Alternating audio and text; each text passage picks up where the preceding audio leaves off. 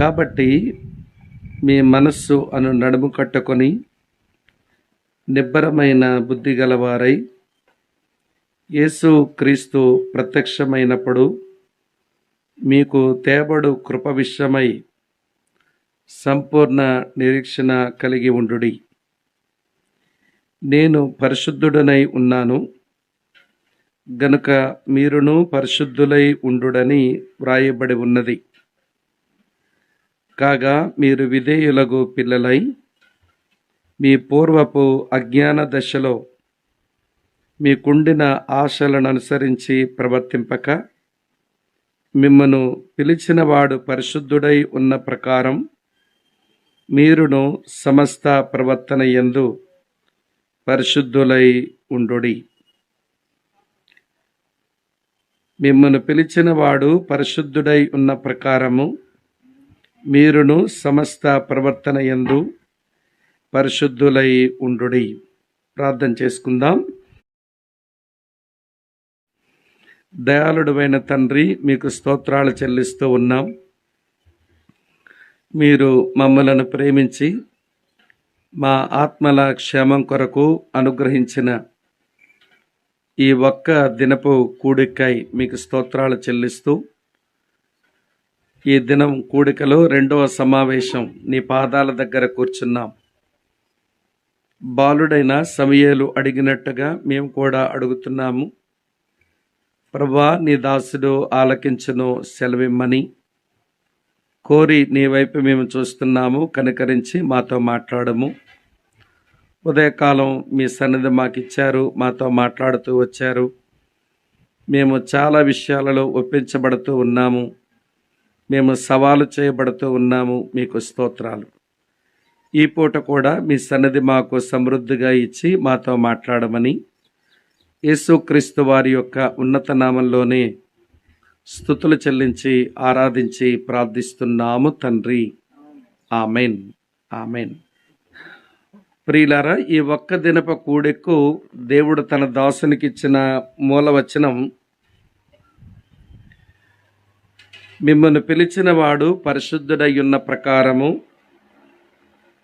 మీరును పరిశుద్ధులై ఉండండి, సమస్త ప్రవర్తన యందు పరిశుద్ధులై ఉండుడి. ఈ వచనాన్ని ఆధారంగా చేసుకుని మనము నమ్మిన దేవుడు పరిశుద్ధుడు. పరిశుద్ధుడైన ఆ ప్రభు మనం పరిశుద్ధులుగా ఉండాలని మనల్ని కోరుతా ఉన్నాడు.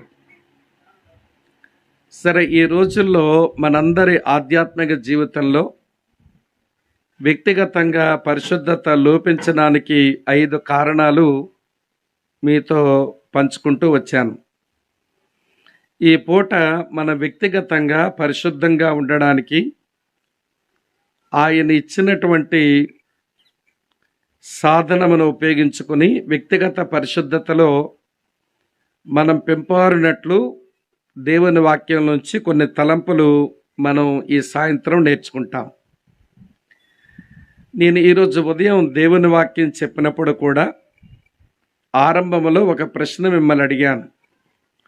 దేవుని కృపకు వ్యతిరేకంగా నిలబడేదేంటి అని అంటే అది ధర్మశాస్త్రమే. ధర్మశాస్త్రం క్రిందున్న బ్రతుకు ఒకటి, కృపా సత్యాల కింద ఉన్న జీవితం మరొకటి. ధర్మశాస్త్రం కింద ఉన్న జీవితానికి, కృప కింద ఉన్న జీవితానికి బోల్డంత వ్యత్యాసం ఉంది. నేను లేఖనాలు చదువుతా ఉన్నప్పుడు నాకు అర్థమైన విషయం మీతో చెప్తాను, వినండి. దేవుడు ఐగుప్తు దేశంలో ఇశ్రాయేలు ప్రజలను ఉంచినప్పుడు ఐగుప్తు దేశంలో కార్య నియామకులు వారి మీద కొన్ని పనులు పెట్టారు. వారు చేయవలసిన పనులేమిటి అంటే, మట్టి తొక్కాలి, ఇటుకలు చెయ్యాలి, గోడ కట్టాలి. కానీ దానికి కావలసినటువంటి ముడిసరుకులు మాత్రం ఇవ్వరు. గడ్డి ఇవ్వరు, కొయ్యకాలు ఇవ్వరు. మీరే గడ్డిని తెచ్చుకొని, మీరే కొయ్యకాలు తెచ్చుకొని ఇటుకలు చేసి మీరు ఏ రోజు కట్టవలసిన గోడ ఆ రోజు కట్టాలి. ఒకవేళ అలా చెయ్యకపోతే ఐగుప్తు కార్య నియామకులు వారి వెనుక ఉండి కొరడాలతో కొడతా ఉన్నారు. ఇది ఐగుప్తు దేశంలో ఇశ్రాయేలీలు జీవించిన జీవితం. అయితే దేవుడు వారిని విమోచించి బయటకు తెచ్చిన తర్వాత దేవుడేమీ పనివ్వకుండా ఉండలేదు. ఇప్పుడు దేవుడిచ్చిన పనేమిటి అంటే, ఏ రోజు చేయవలసిన పని, అదే ప్రయాణం, ఆ రోజు చేసి ముగించాలి. ఏ రోజు చేయవలసినటువంటి వారి యాత్ర వారు చేసి ముగించాలి. అయితే ఈరోజు మీరు యాత్ర చేయడానికి ఆయన ముందుండి నడుస్తున్నాడు. పగటిపూట మేఘస్తంభాన్ని, రాత్రిపూట అగ్నిస్తంభాన్ని ఇచ్చి నడిపిస్తూ ఉన్నాడు. ఐగుప్తులో ఉన్నప్పుడు వాళ్ళ జీవితం, ఐగుప్తు నుండి విమోచించబడిన జీవితం ఎంత వ్యత్యాసం ఉందో చూడండి. ఐగుప్తీయులు ఇశ్రాయేలు మీద పెట్టిన కోట, ఏ రోజు చేయవలసిన ఇటుకలు ఆ రోజు చెయ్యాలి. దాని కొరకు మీరు మట్టి తొక్కండి, మీరు ఇటుకలు చెయ్యండి, గోడ కట్టండి. కానీ మేమేమి రా మెటీరియల్ ఇవ్వం, మీకు గడ్డి ఇవ్వము, కర్ర ఇవ్వము. మీరే వెతికి తెచ్చుకొని ఏ రోజు చేయవలసిన ఇటుకలు ఆ రోజు చేయకపోతే మీకు కొరడా దెబ్బలే. ఇప్పుడు ప్రభు వారిని విమోచించి బయటకు తెచ్చిన తర్వాత, నేను మీకు కోట విధిస్తున్నా. నేను మీకు విధించిన నా కోట ఏంటనంటే, ఏ రోజు చేయవలసిన ప్రయాణం ఆ రోజు మీరు చెయ్యాలి. అయితే మీ ప్రయాణానికి కావలసిన రిసోర్స్, వనరులు నేను సమకూరుస్తా. నేను ముందుండే నడుస్తాను, నా వెనకాల రండి. పగలేమో మీకు మేఘస్తంభం, రాత్రేమో అగ్నిస్తంభం. ఇది ధ్యానిస్తూ ఉన్నప్పుడు నాకు అర్థమైన విషయం ఏంటనంటే, ధర్మశాస్త్రం లేదా ఒక మతం కింద మనిషి ఉన్నప్పుడు పవిత్రంగా జీవించమనే మతము చెప్తుంది, ధర్మశాస్త్రం చెప్తుంది, కానీ దానికి కావలసినటువంటి ముడిసరుకులు ఇవ్వదు. మతం ఎలాంటిదో చెప్పనా? ఏ మతమైనా, హైందవ మతమైనా, ఇస్లాం మతమైనా, హిందూ మతమైనా, ఏ మతం చెడిపోమని చెప్తుంది చెప్పండి? అన్ని మతాలు పవిత్రంగా జీవించమని చెప్తాయి, కానీ పవిత్రంగా జీవించడానికి అవి ముడిసరుకులు ఇవ్వలేవు. మీకు అర్థమయ్యేలా చెప్తాను. మతాలన్నీ అంటాయంట ఆకాశం వరకు ఎగర్రా అంటాయంట. సరే, ఎగరాలని నాకుంది, మరి రెక్కలిచ్చినోడేడి? మరి ఎగరడానికి రెక్కలివ్వకపోతే నేనేమి ఎగురుతాను? ఈ ప్రపంచంలో ఉన్న అన్ని మతాలు చివరికి ధర్మశాస్త్రం కలిగిన యోధా మతం కూడా మీరు పవిత్రంగా జీవించాలి అని చెప్పేది, కానీ పవిత్రంగా జీవించడానికి కావలసిన ముడిసరుకులు ఇవ్వలేదు. ఇది మనం ఐగుప్తు దేశంలో ఇశ్రాయేలు ప్రజలు జీవించిన జీవితం లాంటిదన్నమాట. దేవుడు వారిని విమోచించి బయటకు తెచ్చిన తర్వాత ఈరోజు కూడా విచ్చలవిడిగా వదిలిపెట్టలేదు ఆయన. ఇప్పుడు నా కోట ఉంది, అప్పుడు మీకు వాళ్ళు పెట్టిన కోట ఇటుకలు చేసి గోడ కట్టాలి. ఇప్పుడు నేను మీ ముందుంచిన కోట ఏ రోజు చేయవలసిన ప్రయాణం ఆ రోజు మీరు చెయ్యాలి. అయితే ఈ ప్రయాణం చేయడానికి కావలసిన ముడిసరుకులైతే నేను ఏర్పాటు చేస్తున్నా. ఇశ్రాయేలు సైన్యముకు ముందు నడిచిన దైవంగా నేను ముందు నడుస్తాను, నా వెనకాల రండి. తర్వాత పగలు ఎండ దెబ్బకు ఇబ్బంది పడకుండా పైన మేఘస్తంభం పెడతాను, నీడలో నడవండి. రాత్రి మీకు వెలుగు కావాలి గనక వెలుగు స్తంభాన్ని కూడా పెడతాను, వెలుగులో నడవండి. చూసారు ఎంత వ్యత్యాసం ఉందో? ఇశ్రాయేలు ప్రజలందరూ ఐగుప్తు దేశంలో ఉన్నప్పుడు వారి ముందు ఒక కోట ఉంది, కానీ అది నెరవేర్చడానికేమో సరైన ముడిసరుకులు ఇవ్వలేదు. అలాగనే ఇప్పుడు విమోచించబడిన తర్వాత ఈరోజు కూడా కోట ఉంది, కానీ నెరవేర్చడానికి ఆయన వినండి ముడిసరుకులను అందుబాటులో ఉంచాడు. ఇంకో విషయం మీతో చెప్తాను వినండి. ఐగుప్తీయులు ఏ రోజు కోట ఆ రోజు చేయకపోతే వెనకాలుండి కొడుతున్నారు, కానీ ఈయన ఐగుప్తు నుంచి విమోచించిన తర్వాత ఏ రోజు చేయవలసిన ప్రయాణం ఆ రోజు చేయడానికి ఆయన వెనకాలుండి కొట్టడం లేదు, ముందుండి నడిపిస్తున్నాడు. ఇది కొంచెం మీరు బాగా ధ్యానం చేస్తే మతములో బతకడానికి, మార్గంలో జీవించడానికి ఉన్న వ్యత్యాసం మనకు అర్థమవుతుంది. ఈ ప్రపంచంలో అన్ని మతాలు నీతిగా బతకమంటాయి, పరిశుద్ధంగా జీవించమంటాయి, కానీ పరిశుద్ధంగా జీవించడానికి కావలసినంత ముడిసరుకులు ఇవ్వలేవు. యేసుక్రీస్తు నందు క్రైస్తవ్యానికి ఒక్కదానికే ఉన్న విశిష్టత ఏమిటి అంటే, యేసు ప్రభు క్రైస్తవ్యం కూడా పరిశుద్ధులుగానే జీవించండి అంటుంది, కానీ పరిశుద్ధ జీవితం జీవించడానికి కావలసినంత ముడిసరుకులను ఆయన అందుబాటులో ఉంచినవాడు.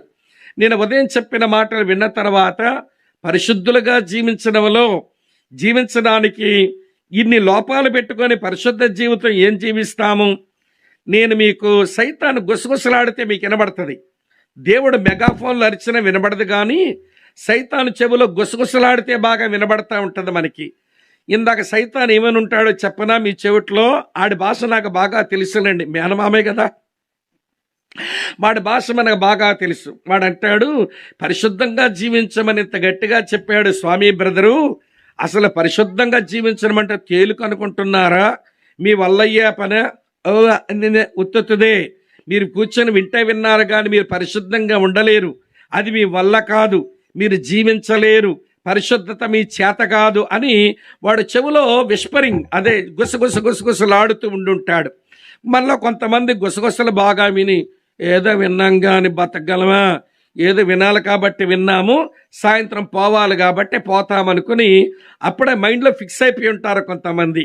అందుకనే ఈ పూట ఏమించుకున్నానంటే, దేవుడు బరువులు పెట్టి నిన్ను బాధించేవాడు కాదు. అమ్మా వింటున్నారా? దేవుడు ఆ బరువులు మోయడానికి సామర్థ్యం ఇచ్చేవాడు. ఇంకా అలా చెప్పనా? యేసయ్య ఏమన్నాడో తెలుసా? నేను సాత్వికుడును దీన మనసు గలవాడును, మీ మీద నా కాడు ఎత్తుకొని నా యొద్ద నేర్చుకునుడి, అప్పుడు మీ ప్రాణములకేమి దొరుకును? విశ్రాంతి దొరుకును.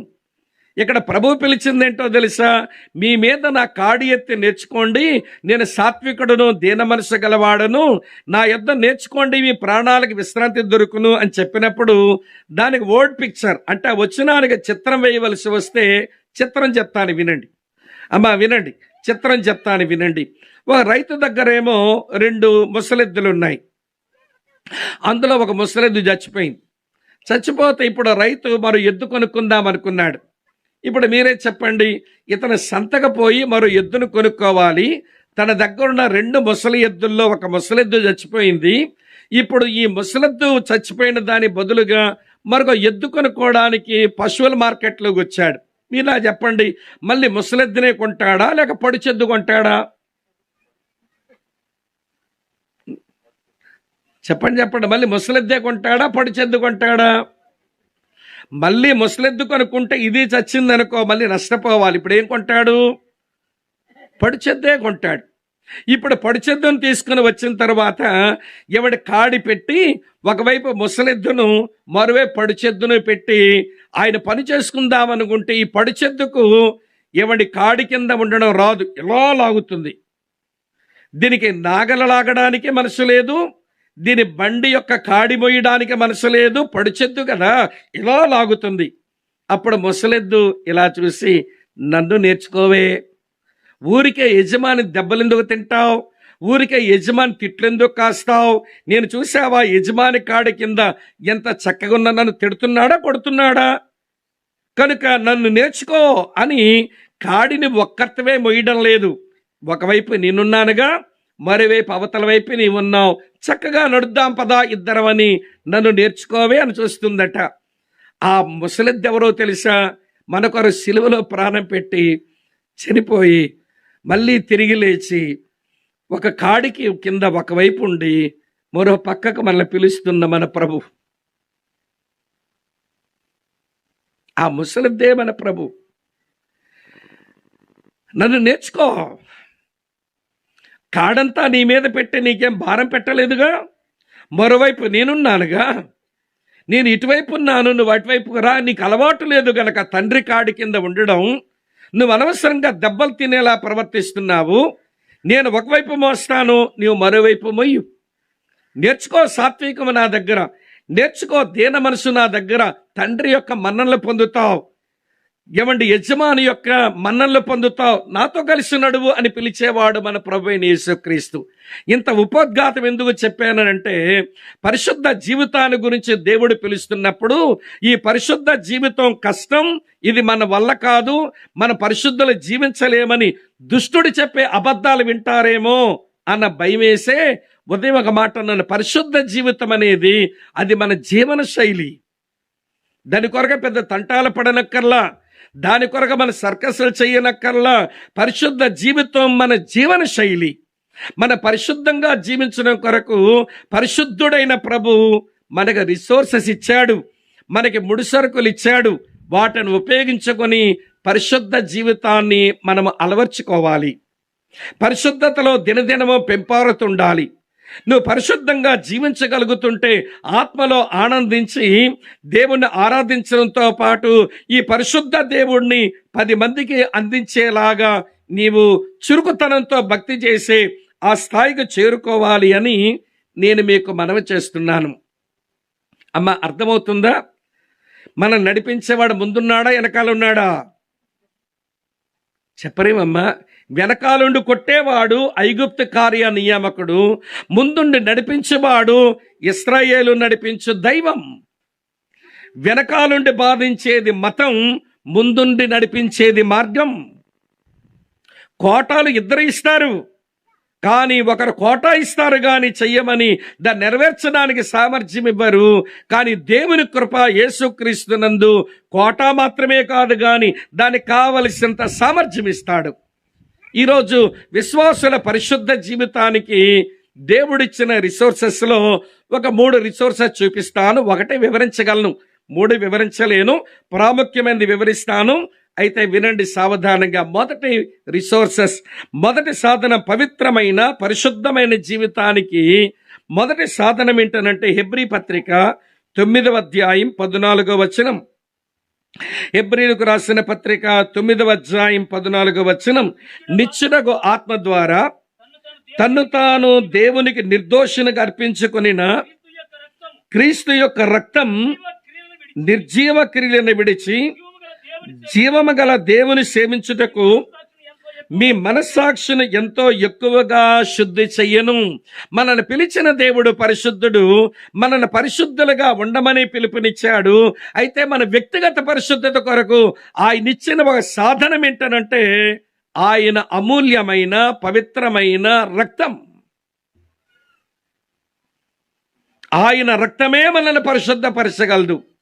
2000 సంవత్సరాల క్రిందట ఆ కల్వరి కొండ మీద ఆ శిలువలో నుంచి వేలాడిన మన ప్రభు యొక్క రక్తధారలు అవి ఎండిపోలేదు. ఇంకా 2000 సంవత్సరాల క్రిందట శిలువలో కార్చిన ఆ రక్తధారలు అమ్మా వినండి, అవి ఆగిపోలేదు. ఎక్కడ 2000 సంవత్సరాల క్రిందట కల్వరి శిలువలో ప్రభుని యేసు కార్చిన రక్తమునకు శక్తి ఏమీ తగ్గిపోలేదు. ఇంకా నువ్వు ఆ రక్తము కిందకు వచ్చి ఆ రక్తపు శక్తిని అనుభవించగలిగితే అనుదినము మనం పవిత్రీకరించబడవచ్చు. అందుకే తన రక్తాన్ని ఇచ్చాడట ఆయన. ఆ రక్తము నేను ఎంతో ఎక్కువగా శుద్ధి చేయగలదు అని రాశాడు భక్తుడు. ఈ మాట ఇంతకంటే ఎక్కువ చెప్పలేను. రక్తాన్ని గురించి నేనే వివరించను, అది మీరు ధ్యానం చేసుకోండి. రెండో సంగతి చెప్తాను రండి ప్రియులారా. మన వ్యక్తిగత పరిశుద్ధత కొరకు ఆయన మనకు అనుగ్రహించిన మరి ఒక సాధనం, ఇది కూడా వాడుకోవడం రావాలి. మరి మీ కొరకే చదువుతున్నాను. ఎఫెసీయులకు రాసిన పత్రిక 5వ అధ్యాయం చదువుతున్నాను. 25 నుంచి ఇలా వ్రాసి ఉంది. ఎఫెసీయులకు రాసిన పత్రిక వినండి, 5వ అధ్యాయం 25 నుంచి. అటువలే క్రీస్తు కూడా సంఘమును ప్రేమించి అది కలంకమైనను ముడతైనను అట్టిది మరి ఏదైనను లేక పరిశుద్ధమైనది గాను నిర్దోషమైనది గాను మహిమగల సంఘము గాను ఆయన తన ఎదుట నిలవబెట్టుకొనవలనని వాక్యముతో ఉదక స్నానము చేత దాన్ని పవిత్రపరిచి పరిశుద్ధపరచుటకై తన్ను తాను ఆయన అప్పగించుకొనెను. ఈరోజు సంఘముందున్న విశ్వాసులు వీరి వ్యక్తిగత పరిశుద్ధతలోకి రావడానికి దేవుడిచ్చిన సెకండ్ సోర్స్, రెండవ ముడిసరుకు ఏమిటి అంటే ఆయన వాక్యం. ఆయన వాక్యము మనను పరిశుద్ధపరచగలదు. అమ్మ ఆలకిస్తున్నారా ఈ మాట? అందుకని యేసు ప్రభువారు ఈ మాట అన్నారు. యోహాను సువార్త 15వ అధ్యాయం 3వ వచనంలో, యోహాను సువార్త 15వ అధ్యాయం 3వ వచనంలో, ఇప్పుడు నా మాటను బట్టి మీరు పవిత్రులై ఉన్నారు అన్నాడు. దేవుని వాక్యం భలే అద్భుతంగా పరిశుద్ధపరచగలదు. ఎందుకంటే ఇన్ని మీటింగులు పెడతారు దేవుని దాసులు. ఏమంటే ఎన్నిసార్లు అండి మనల్ని రమ్మని పిలుస్తారు? ఆదివారం వెళ్తున్నాగా మధ్యలో బైబిల్ స్టడీకి రమ్మని పిలుస్తారు, మధ్యలోనేమో గృహకూడికి రమ్మని పిలుస్తారు, మళ్ళీ మధ్యలోనేమో సంఘ ప్రార్థనకు రమ్మని పిలుస్తారు. ఇన్నిసార్లు వచ్చి వాక్యం వినాలా? అవునవునవును. దేవుని వాక్యం అది ఒక నీటి ప్రవాహం లాంటిది.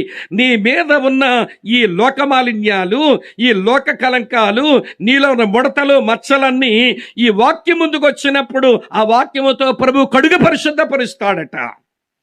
అందుకే వాక్యం దొరికినప్పుడంతా వాక్యం ముందుకొచ్చి కూర్చుంటేనే పవిత్రీకరించబడతాం. ఇక్కడ ఉన్నారా లేదా?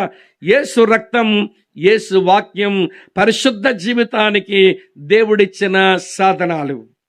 ఆయన రక్తమును ఉపయోగించి ఆ రక్త శక్తి కింద ఉండకపోయినా, ఆయన వాక్యమును ఉపయోగించుకొని వాక్య ప్రభావాన్ని అనుభవించకపోయినా మన పరిశుద్ధులం అవ్వటం అనేది దుర్లభమైపోతుంది. ఇది మీరు గమనించాలి. మూడో చెప్తాను రండి, అది ఎక్కువ వివరిస్తా. అది ఈ రోజుల్లో అవసరమని అనిపించి అదొక్కటే చెబుదాం అనుకుంటున్నాను. రక్తపు శక్తి, రక్తము ద్వారా వచ్చే విశ్వాసుల పవిత్రత ఉంది. వాక్యపు శక్తి, వాక్యము ద్వారా వచ్చే వ్యక్తిగత పరిశుద్ధత ఉంది. ఇవన్నీ నేర్చుకోవాలి. రక్తమును అనుదినము ఉపయోగించుకోవడం, వాక్యమును అనుదినము ఉపయోగించుకోవడం, అది మనకు అలవాటు కావాలి. అయితే ఆ రెండు వివరించలేను. మూడో సంగతి మాత్రం కొంచెం ఎక్కువ చెప్పే ప్రయత్నం చేస్తాను రండి. అపోస్తలుడైన పౌలు తెస్సలోనికీయులకు రాసినటువంటి 2వ పత్రిక 2వ అధ్యాయం 13వ వచనం. తెస్సలోనికీయులకు రాసిన 2వ పత్రిక 2వ అధ్యాయం 13వ వచనం. ప్రభు వలన ప్రేమించబడిన సహోదరులారా, ఆత్మ మిమ్మును పరిశుద్ధపరచుట వలనను మీరు సత్యమును నమ్ముట వలనను రక్షణ పొందుటకు దేవుడు ఆదరించి మిమ్మల్ని ఏర్పరచుకునే గనుక మేము మిమ్మల్ని బట్టి ఎల్లప్పుడూ దేవునికి కృతజ్ఞతాస్తుతులు చెల్లిస్తున్నాము. ఈ వచనంలో ఒక వ్యక్తిగత జీవితంలో ఒక వ్యక్తి పరిశుద్ధపరచబడ్డానికి దేవుడిచ్చిన మూడవ సాధనం దేవుని ఆత్మ, దేవుని కుమారుని రక్తం, దేవుని వాక్యం, దేవుని ఆత్మ. ఈ మూడు ఈనాటి దేవుని పిల్లలు వ్యక్తిగతంగా పరిశుద్ధపరచబడేందుకు ప్రభు అనుగ్రహించిన అద్భుతమైన సాధనాలు. ఈ మూడు వాడుకోవడం రావాలి. ఇలా మీతో చెప్పనివ్వండి ప్రియులారా, జాగ్రత్తగా వినండి. నేను ఈ హ్యాండ్ కర్చీఫ్ వాడుకున్నా, ఇది మరోసారి వాడుకోవాలి అని అంటే దీన్ని మూడంతల శుద్ధీకరణ దీనికి చేయాల్సిందే. మూడంతల శుద్ధీకరణ అంటే వినండి, కొంచెం తడిపెట్టి దాని మీద సోప్ పెడితే దాని మీద ఉన్నటువంటి మురికంతా పోతుంది. అప్పుడు నీళ్ళలో పెట్టి జాడించాలి, తర్వాత ఎండలో పెట్టి ఆరేయాలి, అంతే. అర్థమవుతుందా? 3 kinds ఆఫ్ క్లెన్సింగ్ ప్రాసెస్ అంటారు. శుద్ధి చేయబడ్డానికి మూడంతల విధానం. సబ్బు పెట్టాలి, నీళ్ళలో జాడించాలి, ఎండలో ఎండబెట్టాలి. అలాగనే మీ ఇంటికి వచ్చాము, ఒక ప్లేట్లో మాకు భోజనం పెట్టారు. ఆ ప్లేట్లో ఇంతకుముందు ఎవరో తిన్నారు. ఎవరో తిని ఎంగిలి ప్లేట్లో మళ్ళీ మా భోజనం పెడతారా? పెట్టరు కదా. మీరు చేసే పని ఏంటి? ఆ ప్లేట్లో ఏవండి మురికంతా పోవడానికి, ఎంగిలంతా పోవడానికి సబ్బు పెట్టారో ఏదో పెట్టారో ఏవండి తుడిచారు, తర్వాత నీళ్ళు వేశారు, నీళ్ళతో కడిగేశారు, తర్వాత పొడిగుడ్డతో పెట్టి చక్కగా తుడిచి తర్వాత ప్లేట్లో మా భోజనం పెట్టారు. మూడంతల శుద్ధీకరణ. బట్టకైనా పాత్రకైనా మూడంతల శుద్ధీకరణల అవసరమో ఒక క్రైస్తవ విశ్వాసి, ఒక సంఘములోని దేవుని బిడ్డ తన వ్యక్తిగతంగా పరిశుద్ధంగా జీవిస్తూ బ్రతకాలి అని అంటే, అమ్మ వింటున్నారా, స్థానములో పరిశుద్ధత వచ్చింది, సంతోషమే. కానీ స్థితి అందల పరిశుద్ధత మనం కోరుకోవాలి. స్థితి అందల పరిశుద్ధులే సంపూర్ణ పరిశుద్ధతకు వెళ్ళిపోతారు ఒక రోజున. కాబట్టి స్థితి అందల పరిశుద్ధ జీవితం కొరకు యేసు రక్తం ఒక సబ్బు లాంటిది, యేసు వాక్యం ఒక నీళ్ళ లాంటిది, యేసు ఆత్మ వేడినిచ్చేటువంటి ఏవండి ఒక సాధనం అన్నమాట. అమ్మ అర్థమవుతుందా? వ్యర్థమవుతుందా? ఏవండి, ఒక గుడ్డ శుద్ధి చేయబడాలంటే సబ్బు, నీళ్లు, ఎండ ఎలా అవసరమో, ఒక ప్లేట్ శుద్ధీకరించబడాలంటే సబ్బు, నీళ్లు, ఎండ లేకపోతే పొడిగుడ్డ ఎట్లా అవసరమో, మూడంతల శుద్ధీకరణ అలా జరుగుతూనే ఉండాలి. ఆ బట్టకైనా లేకపోతే వినండి ఆ పాత్రకైనా. అలాగనే క్రైస్తవ విశ్వాసి రక్షించబడిన నాటి నుంచి మళ్ళీ ప్రభు యొద్దకు చేరుకునే వరకు యేసు రక్తము చేత, యేసు వాక్యము చేత, యేసు ఆత్మ చేత అనుదినము శుద్ధీకరించబడుతూ పవిత్రమైన జీవితం జీవించడానికే మనం పిలువబడ్డాం. నువ్వు అపవిత్రంగా జీవించడానికి అపవిత్రుడైన దేవుని చేత పిలువబడలేదు. ఆయన మహాపరిశుద్ధుడు. ఎర్రసముద్రం దాటగానే పాడారు ఈ పాట. ఏమన్నారు తెలుసా? వేల్పులలో నీకు సముడెవడు, పరిశుద్ధతను బట్టి చూడగా నువ్వు ఎవడవు దేవా, మహనీయుడవు. హబక్కూకు మాట అంటాడు. హబక్కూకు గ్రంథం 1వ అధ్యాయం 12-13 వచనాలు అంటాడు. ఏమంటాడో తెలుసా అంటే దేవుని గురించి, పాపమును చూడలేని నిష్కలంకమైన నేత్రాలు కలిగిన వాడవు కదా. ఈ బైబిలు దేవుడు పాపముతో జోలి కలిగి ఉండలేడు. ఈ బైబిలు దేవుడు, మన నమ్మిన దేవుడు, మన ప్రభు పాపముతో సంబంధం కలిగి ఉండలేడు. మహాపరిశుద్ధుడు ఆయన. అటువంటి మహాపరిశుద్ధుడు శరీరముతో యేసుక్రీస్తుకు వచ్చినప్పుడు, అమ్మ వింటున్నారా, అదే పరిశుద్ధత ఉంది. ఆయన పరిశుద్ధత ఏమి డోకా కలగల. జ్ఞాపకం చేయమంటారా? 3.5 సంవత్సరాలు ఆ యేసుతోనే తిరిగినటువంటి పేతురు అంటాడు, 1 పేతురు పత్రిక 2వ అధ్యాయం 22వ వచనంలో, ఆయన పాపము చెయ్యలేదు, ఆయన నోటను ఏ కపటమును లేదు అని. ఈ డిడ్ నో సిన్, పాపమే చెయ్యనివాడు. ఆయన వెనకాల మరో 3.5 సంవత్సరాలు ఉండి అతని జీవితాన్ని దగ్గరగా గమనించిన అపోస్తలుడైన యోహాను అనే భక్తుడు ఆయన ఏమన్నాడో తెలుసా?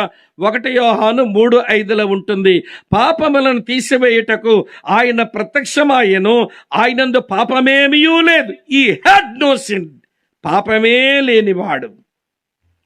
పేతురు అన్నాడు పాపమే చెయ్యనివాడు. యోహానన్నాడు పాపమే లేనివాడు. మరొక ఆయన తరువాత రోజుల్లో అపోస్తలుడై ఆయన ఒక మాట రాశాడు. 2 కొరింథీ పత్రిక 5:21 అంటాడు, పాపము ఎరుగని ఆయన మన కోసం పాపముగా చేయబడిన, పాపిగా కాదు, పాపిగా చేయబడలేదు. యేసు ఎప్పుడు పాపి కాడు, పాపముగా చేయబడ్డాడు. మనుషులందరి పాపం తన మీద మోపబడగా ఆయన పాపముగా చేయబడిన వాడు. అందుకనే పౌలు ఏమి రాశాడో తెలుసా? ఆయన పాపమే ఎరగనివాడు. ఈ న్యూ నో సిన్, పాపమే ఎరగనివాడు, పాపము చెయ్యలేదు. వింటున్నారా లేదా? ఎవడి పాపమే లేదు, పాపమే ఎరగనివాడు. మొత్తానికి ఎందుకన్నట్టుగా హెబ్రీ పత్రిక 7వ అధ్యాయం 25వ వచనంలో ఆయన పవిత్ర జీవితం అంతా ఒక నట్షల్, ఒక చిన్న గుంపుగా రాసేశాడు భక్తుడు. ఒక మాట హెబ్రీ పత్రిక 7:25లో ఉంటుంది. ఏమని రాసి ఉంటుందో తెలుసా ప్రియులారా? పవిత్రుడను, నిర్దోషియు, నిష్కల్మషుడును, పాపులలో చేరక ప్రత్యేకించబడిన వాడైన ఇట్టి ప్రధాన యాజకుడు మనకు సరిపోయిన వాడు. అమ్మ, అర్థమవుతున్నదా? అపిత్రంగా ఉండడానికి నేను పిలవలా. ఎందుకు? ఆయన అపిత్రుడు కాదు, ఆయన పరిశుద్ధ దేవుడు. ఆయన పరిశుద్ధంగా ఉండడానికే పిలిచాడు. పిలిచిన దేవుడు పరిశుద్ధ జీవితం భారమన్నట్టుగా నీ మీద బరువులు పెట్టలేదు. ఆయన నువ్వు పరిశుద్ధంగా జీవించడానికి తన రక్తం ఇచ్చాడు, నువ్వు పరిశుద్ధంగా జీవించడానికి తన వాక్యం ఇచ్చాడు, నువ్వు పరిశుద్ధంగా జీవించడానికి తన ఆత్మనిచ్చాడు. బరువులు పెట్టి నిన్ను కృంగదీసే దేవుడు కాదు. పరిశుద్ధ జీవితం ఈ మూడింటిని ఉపయోగించుకొని అనుదినము పరిశుద్ధంగా బ్రతకమని పిలుస్తుండగా ఆయన రక్తం, ఆయన వాక్యం మీరు ధ్యానం చేసుకోండి. నేను మాత్రం ఆత్మను గురించి చెప్పి ముగిస్తా. ఎందుకంటే ఆత్మను గురించే కదా ఈ క్రైస్తవ్యంలో గందరగోళాలు ఎక్కువైపోయినాయి. పరిశుద్ధాత్మ దేవుని గురించి అర్థం చేసుకోకే గందరగోళములు ఉన్నారు మన వాళ్ళు. కనుక ఆత్మ ద్వారా, పరిశుద్ధాత్మ ద్వారా పరిశుద్ధ జీవితం ఎలాగ క్రైస్తవుల సంప్రాప్తం అవుతుందో, పరిశుద్ధాత్మ దేవుడు మన జీవితాలు పరిశుద్ధపరచడానికి అతను చేసే పనులు ఎలాగుంటాయో బైబిల్లో ఒక అధ్యాయములు చెప్తాను. ఇక వేరొక అధ్యాయం మీరు చూడనక్కర్లేదు, అంటే క్రాస్ రెఫరెన్స్ చూడండి, కానీ అధ్యాయంలోంచే కొన్ని ఆలోచనలు చెప్తాను. రోమీలకు రాసిన పత్రిక 8వ అధ్యాయం. ప్రియులారా, ఒక మంచి మాట మీతో చెప్పన. పరిశుద్ధాత్మ దేవుని గురించి వ్రాయబడినటువంటి బైబిల్లో ఏకైక గొప్ప అధ్యాయం రోమాపత్రిక 8వ అధ్యాయమే. అందుకనే రోమాపత్రిక 8వ అధ్యాయానికి ఏమంటారంటే పౌలు యొక్క పరిశుద్ధాత్మ శాస్త్రం అన్నారు. రోమన్స్ 8 ఈజ్ పాల్స్ న్యూమటాలజీ అంటారు. పౌలు భక్తుని యొక్క పరిశుద్ధాత్మ శాస్త్రం అంతా రోమాపత్రిక 8వ అధ్యాయములు ఉందట. పరిశుద్ధాత్మ దేవుని గురించి వింటున్నారా లేదా? 18 ప్రస్తావనలు చదువుతాం. ఈ సాయంత్రం 18 చెప్పాను అనుకోండి, రాత్రి మీరు ఇంటి కూడా పోలేరుక. కాబట్టి 18 ఎందుకులేండి, మళ్ళీ మీరు గుర్తు పెట్టుకోలేకపోయినా నేను చెప్పడం కూడా అనవసరమేగా. కనుక మీరు గుర్తుపెట్టుకోగలిగిన పరిశుద్ధ జీవితానికి సహాయపడి పరిశుద్ధాత్మ దేవుని పరిచర్య అంతా మీకు విపులంగా చెప్పే ప్రయత్నం చేస్తాను. రోమాపత్రిక 8వ అధ్యాయం అట్లా తెరిచిపెట్టుకోండి. ఈ రోమాపత్రిక 8వ అధ్యాయంలో అపోస్తలుడైన పౌలు పరిశుద్ధాత్మ దేవునికి కొన్ని పేర్లు ఇచ్చాడు. ఆ పేర్లతోనే ఆయన చేసే పని చెప్పాడు. ఆ పని మనల్ని పరిశుద్ధపరిచే పని. అది మీకు వివరించేలాగా ప్రయత్నం చేస్తాను. నెంబర్ 1, రోమాపత్రిక 8వ అధ్యాయం 2వ వచనం చూడండి. రోమాపత్రిక 8వ అధ్యాయం 2వ వచనం, క్రీస్తు యేసునందు జీవమునిచ్చు ఆత్మ యొక్క నియమము పాప మరణముల నియమము నుంచి నన్ను విడిపించెను. ఈ వచనంలో అపోస్తలుడైన పౌలు పరిశుద్ధాత్మ దేవునికి ఇచ్చిన పేరేంటో తెలుసా? జీవము నిచ్చు ఆత్మ, స్పిరిట్ ఆఫ్ లైఫ్ అన్నాడు.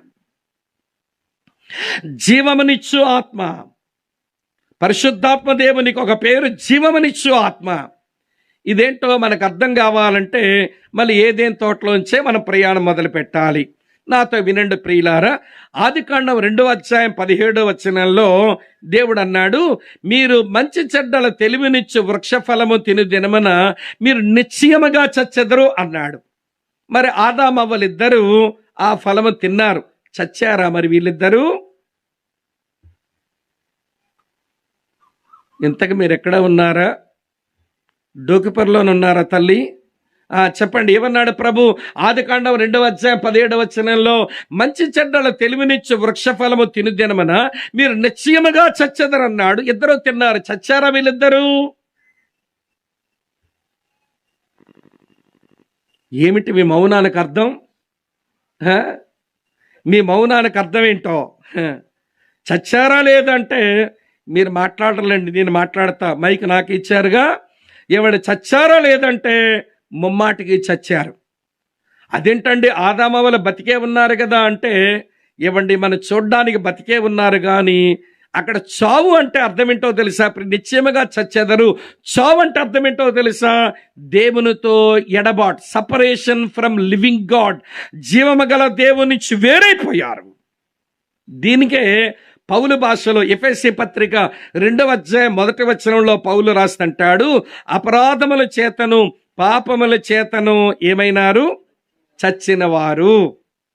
దేవునితో ఎడబాటే ఆధ్యాత్మిక మరణమే ఆ చావు. ఒకటి. మరి శరీరానికి చావు రాలేదా అంటే ఆ చావు మొదలెట్టిందంతే. ఏమండి, ఏదో ఒక రోజు ఆదామాములు ఇద్దరు చావాల్సిన వాళ్ళే. చావుకే తిన్నారుగా ఫలం. శారీరక చావు మొదలయ్యింది, ఆధ్యాత్మిక చావు వెంటనే వచ్చింది. ఇప్పుడు ఆదాములు అవ్వలు ఎట్లాంటి వాళ్ళు తెలుసా? చూడ్డానికి మనుషులు బ్రతికే ఉన్నారు కానీ వాళ్ళ హృదయంలో ఉండవలసిన దేవుని జీవం అది ఎడబాసింది. వాళ్ళు జీవవృక్ష ఫలమే తినుంటే జీవంతో నింపబడి ఉండే వాళ్ళు మంచి చెడ్ల తెలివినిచ్చే వృక్ష ఫలము తిని దేవునితో ఎడబాటులోనికి వచ్చి లోపల ఉన్న జీవం మిస్ అయిపోయింది. ఎప్పుడైతే లోపల ఉన్న జీవం ఎగిరిపోయిందో ఇప్పుడు వీళ్ళు ఏమైపోయారో తెలుసా? పాప మరణముల నియమం కిందకి పోయారు. బాగా అర్థం చేసుకోవడానికి ప్రయత్నం చేయండి. పాప మరణముల నియమం కిందకి పోయారు. పాప మరణముల నియమం అంటే ఏంటో చెప్పనా మీకు? అమ్మా వినండి. పాప మరణముల నియమం ఏంటంటో చెప్పనా? చెయ్యగోరు మేలు చెయ్యలేకుండా ఉండడం, చెయ్యకూడని పాడు పనే పదే పదే చేయటం, అదే పాప మరణముల నియమం. అమ్మా వింటున్నారా? సరే వినండి. ఇప్పుడు ఆదామవ్వలు ఏమైనారు అంటే దేవుని జీవం ఎడబాసి ఉండగా ఆదాము దగ్గర నుంచి నీ వరకు, ఆదాము దగ్గర నుంచి నా వరకు మనుషులుగా పుట్టిన ప్రతి వాడు చెయ్యగోరు మేలు చెయ్యలేక చెయ్యకూడని కీడు చేసే మనుషులుగా మారిపోయాం. మళ్ళీ ఇప్పుడు మనం చెయ్యాలనుకున్న మేలు చేయగలగాలంటే, చెయ్యకూడదనుకున్న కీడు చేయకుండా ఉండాలంటే మళ్ళీ జీవం రావాలి లోపలికి. జీవం రావాలి లోపలికి. ఎట్లా వస్తుంది? అమ్మ వింటున్నారా ఈ మాట? ఎట్లా వస్తుంది? ప్రభు అయిన యేసుక్రీస్తు శిలువలో మరణించి ఆయన మృత్యుంజయుడిగా మళ్ళీ తిరిగి లేచి ఆయన వెళ్ళిపోయిన తరువాత నమ్మిన వాళ్ళలోనికి జీవం ఇస్తున్నాడు. నమ్మిన వాళ్ళలోనికి తన జీవాత్మను పెడుతున్నాడు. 1 యోహాను పత్రిక 5:12 చూడండి. 1 యోహాను పత్రిక 5:12 రాసి ఉంటుంది. 1 యోహాను పత్రిక 5:12 దేవుని కుమారుని అంగీకరించువాడు, చెప్పండి ఏమి గలవాడు? జీవము గలవాడు. దేవుని కుమారుని అంగీకరించిన వాడు ఏమి లేనివాడు? జీవము లేనివాడు.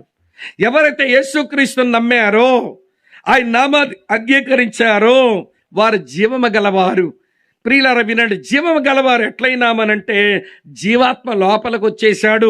మన లోపలికి పరిశుద్ధాత్ముడు వచ్చాడు. పాపమును గూర్చి, నీతిని గూర్చి, తీర్పును గూర్చి ఒప్పించి ఆయన మన లోపలికి వచ్చాడు. ఇప్పుడు లోపలికి వచ్చిన జీవాత్మ ద్వారా చెయ్యాలనుకున్న మేలు చేయగలిగేవాడే నిజ క్రైస్తవుడు.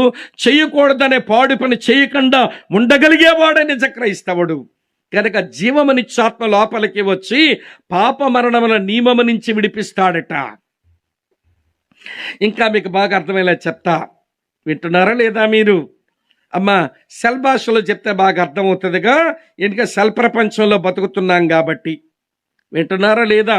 ఇది యాపిల్ ఫోన్ అనుకోండి, కొంతసేపు దీన్ని శాంసంగో లేకపోతే వేరే కంపెనీ అనుకుందాంలేండి. అమ్మా వింటున్నారా మీరంతా? ఇది సెల్ ఫోన్. దీని బయట కనబడిందంతా మంచి బాడీ ఉందా? దీనికి బాడీ ఉంది. తర్వాత దీనికి మంచి హార్ట్ ఉంది, అదే ఛార్జింగ్ లోపల పెట్టుకుంటుంది, బ్యాటరీ, మంచి హార్ట్ ఉంది. దీనికి నేను చిన్న సిమ్ కార్డు పెట్టాను, మైండ్ పెట్టా. తెగ పని చేసేస్తుంది. సిమ్ కార్డ్ పర్ఫెక్ట్దే, ఎయిర్టెల్ పెట్టా. బ్యాటరీ పర్ఫెక్టే, శాంసంగ్ దిది. బాడీ పెర్ఫెక్టే, శాంసంగ్ బాడీ. నొక్కుతుంటే ఫోన్ ఎలగదే, దీంట్లో ఫోన్లు రావే, దీంట్లో ఫోన్లు పోవేమి. అంటే ఛార్జింగ్ లేదు లోపల. నొక్కితే ఏం వెలుగుద్ది? ఫోన్లు ఏమొస్తాయి, ఫోన్లు ఏం పోతాయి. ఏంట్రా సమస్య అంటే ఛార్జింగ్ మిస్ అయిపోయిందండి. మరి నా డెడ్ సెల్ ఫోన్ అయిపోయిందండి. ఇది బాడీ పెర్ఫెక్టే, సిమ్ కార్డ్ పెర్ఫెక్టే, ఏమండి బ్యాటరీ పెర్ఫెక్టే, ఏం తక్కువ లేదండి. అన్నీ బాగా పనిచేసేవేనండి. బాడీ మంచిదే పైన, లోపల బ్యాటరీ మంచిదే పైన, లోపల నేను పెట్టే సిమ్ కార్డు మంచిదే, కానీ ఎలగదే, ఫోన్లు రావే, ఫోన్లు పోవే. అంటే బ్యాటరీలో ఛార్జింగ్ మిస్ అయిపోయింది. అప్పుడు ఏం చేయాలి? ఇప్పుడు చెప్పరే, ఏం తెలియనట్టున్నారు నంగనాచుల్లాగా. బాగా తెలిసిన విషయమే కదండి. ఏం పెట్టాను ఇప్పుడు నేను? ఛార్జింగ్ పెట్టాను. ఇప్పుడు సాకెట్లో ప్లగ్ పెట్టి దీని లోపల ఛార్జింగ్ ఎక్కిస్తే నొక్కితే వెలిగింది, ఫోన్లు వచ్చేస్తున్నాయి, ఫోన్లు పోతున్నాయి. ఇప్పుడు నా సెల్ ఫోన్ ఏం ఫోన్ అయిందంటే లివింగ్ సెల్ ఫోన్ అయ్యింది. ఇంతకుముందు డెడ్ సెల్ ఫోన్. ఆదాము అవ్వల దగ్గర నుంచి మనమంతా డెడ్ సెల్ ఫోన్ లాంటి వాళ్ళమే. బాడీ పెర్ఫెక్ట్ కాదా? కోసేసి వండితే 70 మంది తినొచ్చు. కోసేసి వండిస్తే 70 మంది తినొచ్చు మనల్ని. Body perfect body. SIM card perfect కాదా? సిమ్ కార్డు కూడా పెర్ఫెక్టే.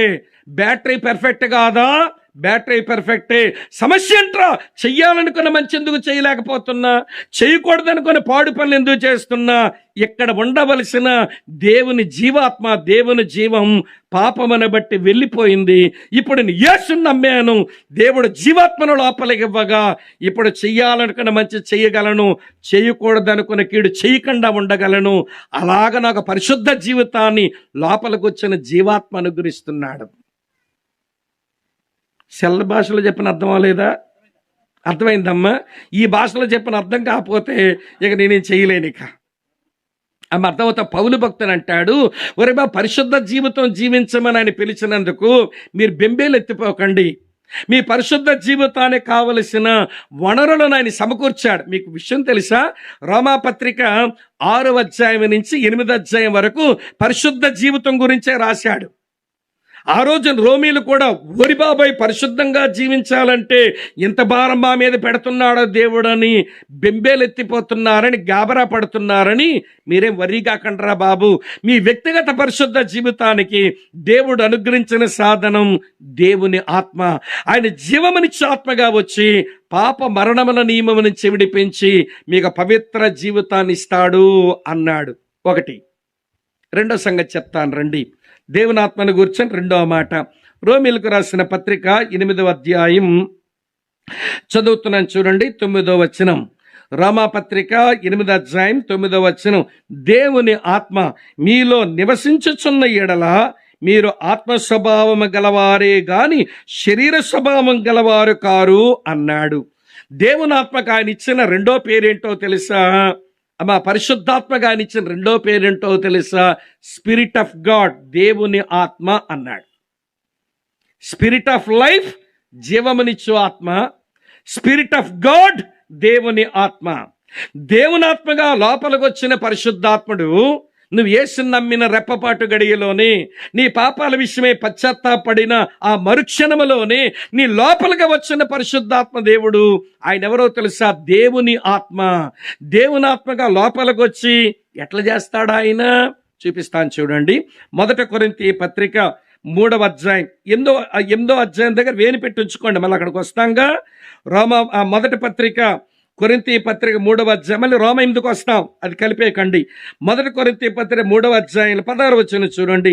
మీరు దేవుని ఆలయమై ఉన్నారనియు దేవుని ఆత్మ మీలో నివసించుచున్నాడనియు మీరు ఎరగరా? ఎవడైనను దేవుని ఆలయాన్ని పాడు చేస్తే దేవుడు వానిని పాడు చెయ్యను. దేవుని ఆలయం ఎట్లై ఉందట?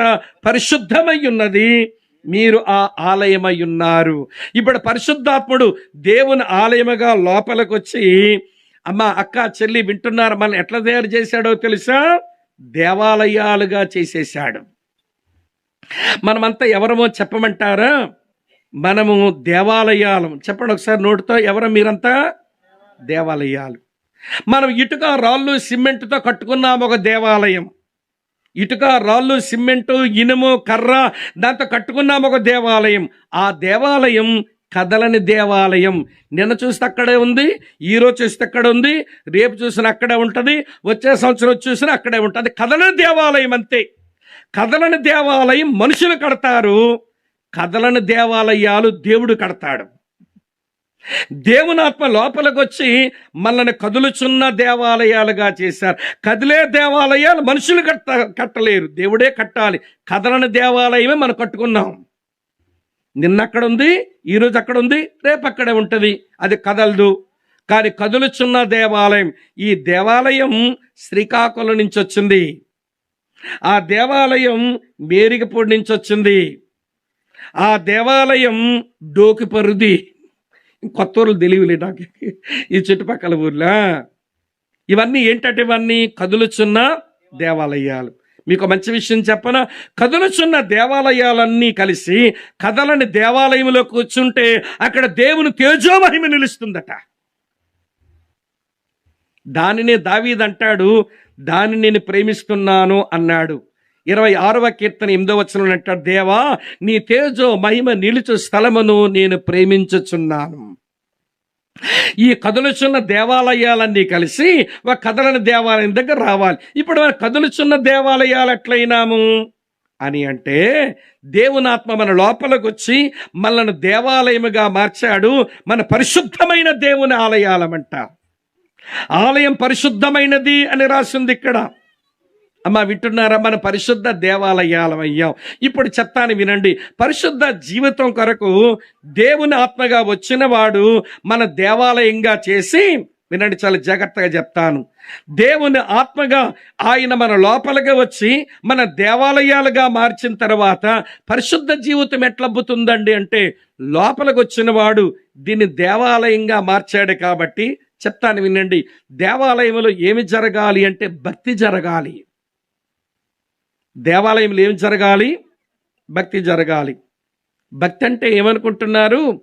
నల్లట్ట ఎర్రంచు పుస్తకం పట్టుకొని ఈ రోజున చాలా భక్తి అంటే అది అలవాటైంది. మేము అంత భక్తి చేస్తున్నాము అనుకుంటే ఇట్లా పట్టుకొని వచ్చేస్తాం భక్తి చేస్తున్నట్టు. భక్తి అది కాదు. లోపలికి వచ్చిన పరిశుద్ధాత్మ దేవుడు నీవు దీన్ని దేవాలయంగా మార్చి నీలో భక్తి చేయిస్తాడు. భక్తి అంటే 4 మాటలు చెప్తాను, నోట్ చేసుకోండి. భక్తి అంటే 4 మాటలు. మొదటి మాట, దేవుని మీద ఆధారపడి బ్రతకడమే భక్తి చేయటం. Depends upon God is godliness. దేవుని మీద ఆధారపడి బ్రతకడమే భక్తి చేయటం ఒకటి. రెండవ సంగతి ఏంటో తెలుసా? దేవునిలో ఆనందిస్తూ బ్రతకడమే భక్తి.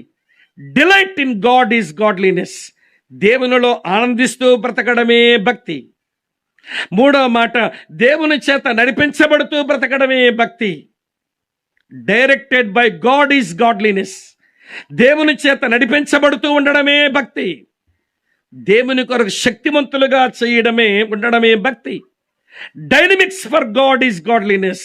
దేవుని కొరకు శక్తివంతులుగా ఉండడమే భక్తి చేయటం. నీ లోపలికి వచ్చిన పరిశుద్ధాత్ముడు దేవునాత్మగా లోపలికి వచ్చి నిన్ను దేవాలయంగా మార్చి ఈ లోపల భక్తి చేయిస్తున్నాడు. ఎట్లా?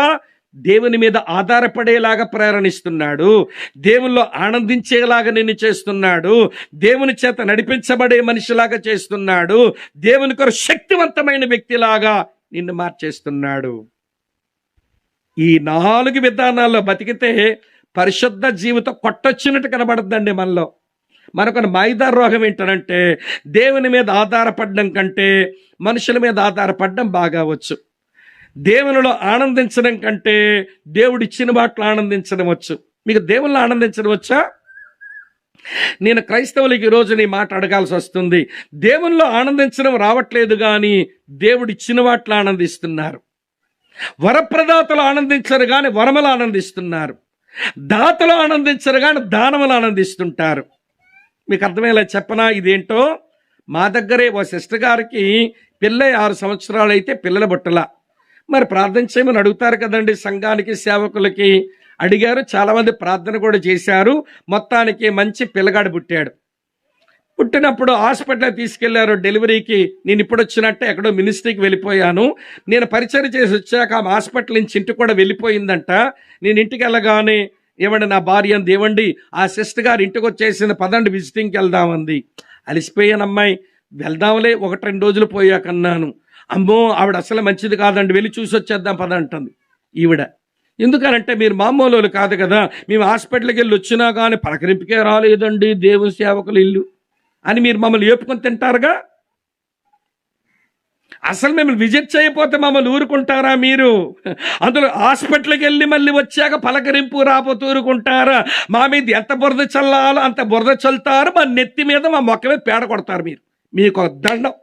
ఓరి బాబోయ్, విశ్వాసులండి, ఇలాంటి ముదరష్ట విశ్వాసులు ఉంటారుగా సంఘాల్లో. కొంపదీసి ఇక్కడ అలాంటి వాళ్ళు లేరు అనుకుంటున్నాను. ఉంటే మారండి కొంచెం. సేవకుడు మనిషే, వాడికి కష్టాలు ఉంటాయి, కొంచెం అర్థం చేసుకోండి తల్లి మమ్మల్ని. ఈవిడంది, అమ్మో వెళ్దాం పదండి తీరా పోయామండి. ఇక ఈవిడ నసపట్టలేక ఏమండి వాళ్ళ ఇంటికి వెళ్తే ఉయ్యాల్లో పండబెట్టింది బిడ్డను. అన్న వచ్చారన్నా, రెండన్నా చూడండి అన్నా అంటే ఉయ్యాల దగ్గరికి నిలబడ్డాం. అన్నయ్య చూశారన్నయ్య, ఈడు జుత్తు ఉంగరాల జుత్తు వచ్చిందన్నయ్య, మా అమ్మ పోలిక అంది. మంచిదమ్మా.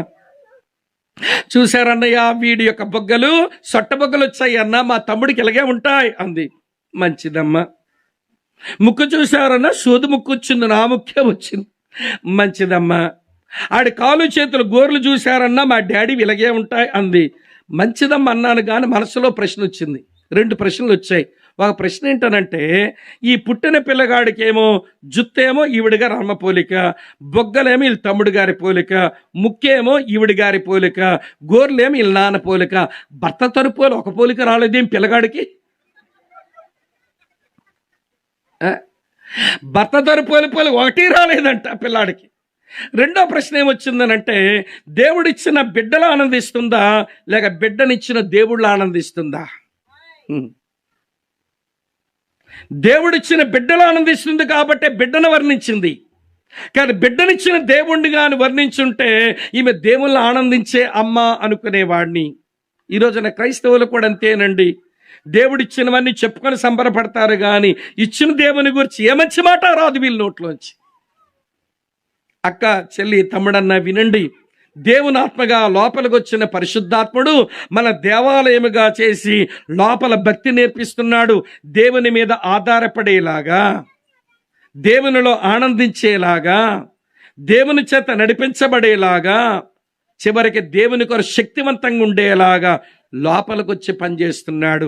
ఈ 4 పనులు చేయడం చేతనైతే పరిశుద్ధ జీవితానికి ఇక డోకాయే లేదు. ఈరోజు ఎందుకు పరిశుద్ధ జీవితం మన దగ్గర లోపించింది అంటే, దేవుని ఆత్మగా లోపలికి వచ్చిన పరిశుద్ధాత్ముడిని అనుభవించలేక, లోపలికి వచ్చిన పరిశుద్ధాత్ముడిని దేవుని ఆత్మగా ఆయన దేవాలయంగా మారిస్తే అనుభవించలేక ఆయన్ని. ఇంకో మాట మీతో చెప్తాను. దేవాలయం దగ్గర వింటున్నారా లేదా, చావులు కనబడితేనే మందిరం అండి.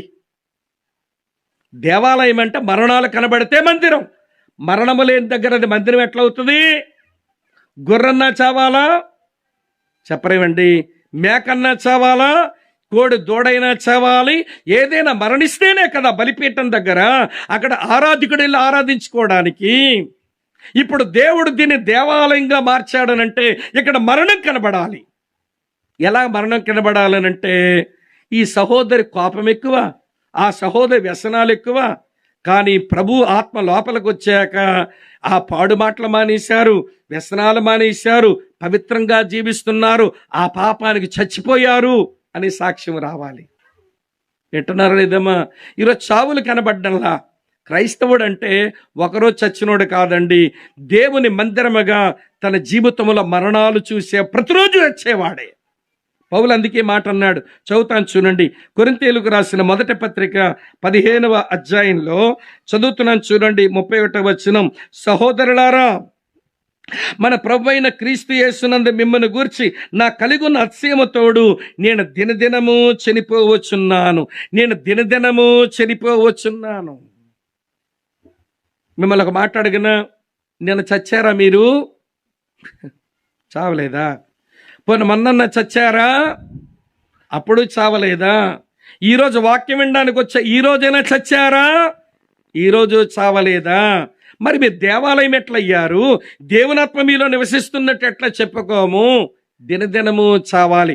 దేవునికి నచ్చని అపిత్రమైనది ఏదైనా ఉంటే దాని విషయమై దినదినము చచ్చినోడే దేవాలయం, కదులుచున్న దేవాలయం. మీకు అర్థమయ్యేలా చెప్తాను, వినండి. ఇక్కడే వనస్థలిపురంలో ఒక ఆయన ఇల్లు కట్టుకుంటున్నాడు. ఇదివరకు ఆయన ఆదిలాబాద్ జిల్లాలో నక్సలైట్ల మధ్య ఉండేవాడు. ప్రభువు నమ్మాడు. నక్సలైట్లో పోలీసుల మధ్య ఇబ్బందులు వస్తున్నాయని, ఇక లాభం లేదని జనజీవన స్రవంతిలో కలిసిపోదామని పోలీసులు లొంగిపోయి వచ్చేసాడు. యేసు ప్రభు నమ్మాడు.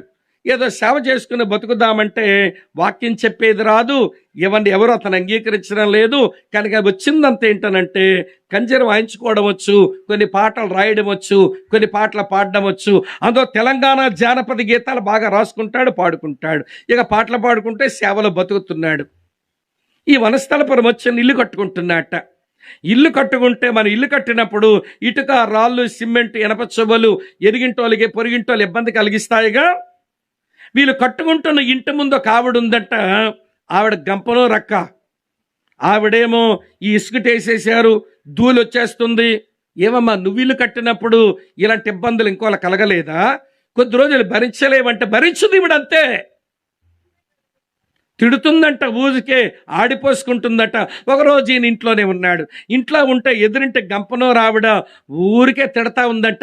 అప్పుడు భార్య అంది, ఏమండి ఈరోజు మీరు ఇంట్లో ఉన్నారు కానీ ఆవిడ ప్రతిరోజు తిడతా ఉంటుందండి, మీరే సేవ అనుకుని పోతారు కానీ తిట్లు భరించలేకపోతున్నానండి. మీరోజు ఇంట్లో ఉన్నారు కనుక లేవండి, వెళ్ళండి, అడగండి, దాని సంగతి తేల్చండి అంటుంది.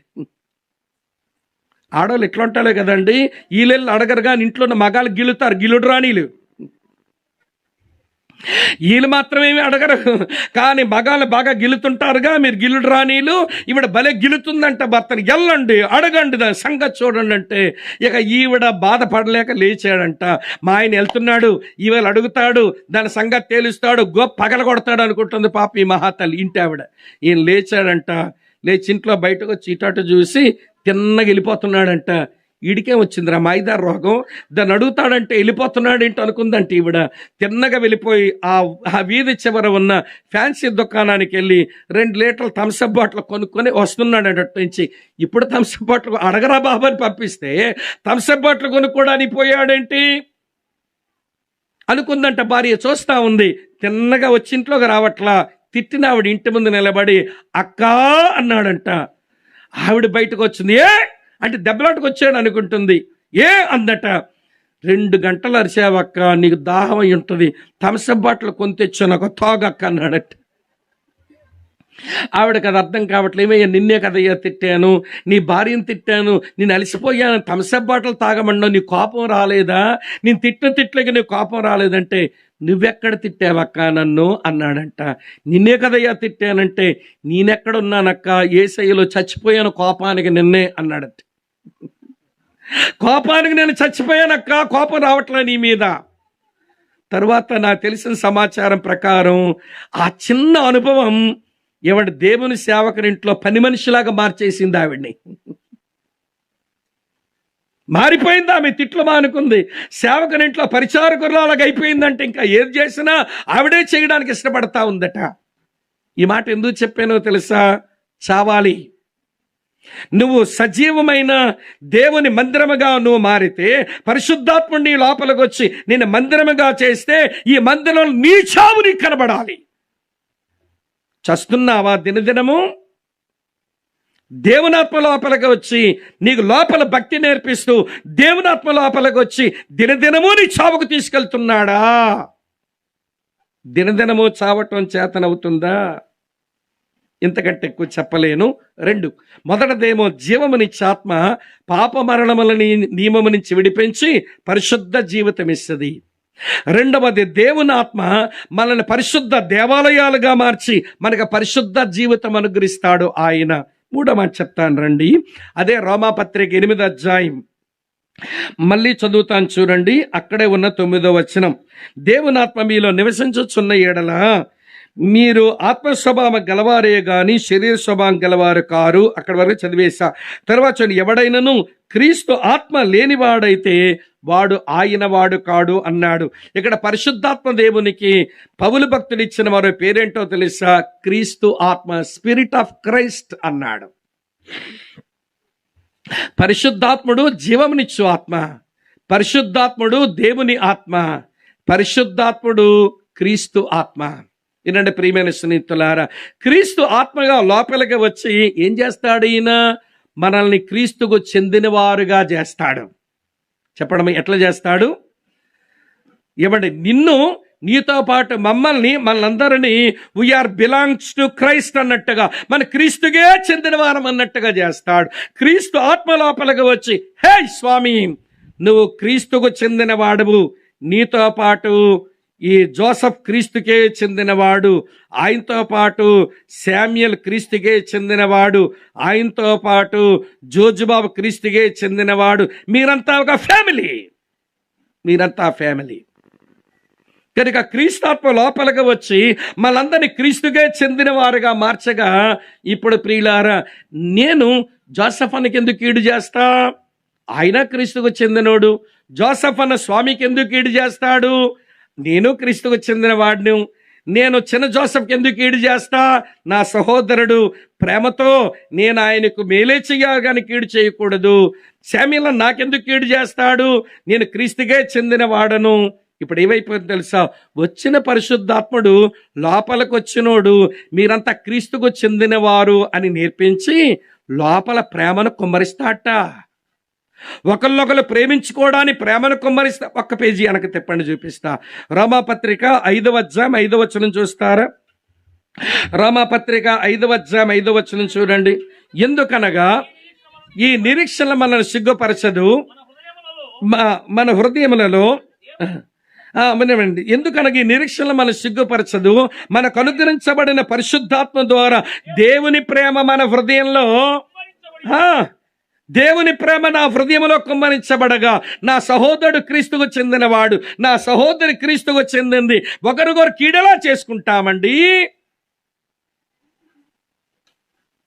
కుమ్మరించబడిన దేవుని ప్రేమ చేత నా సహోదరుని ప్రేమిస్తే నేను దూషణ పాపం ఎట్లా చేస్తా?